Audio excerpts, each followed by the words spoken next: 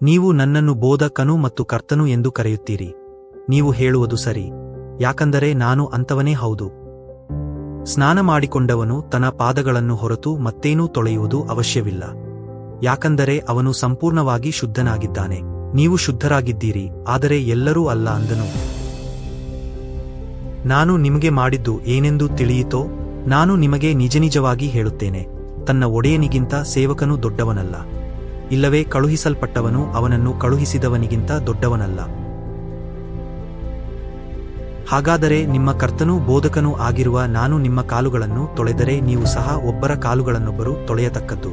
ನಾನು ನಿಮಗೆ ಮಾಡಿದಂತೆಯೇ ನೀವು ಸಹ ಮಾಡಬೇಕೆಂದು ನಾನು ನಿಮಗೆ ಮಾದರಿಯನ್ನು ತೋರಿಸಿದ್ದೇನೆ.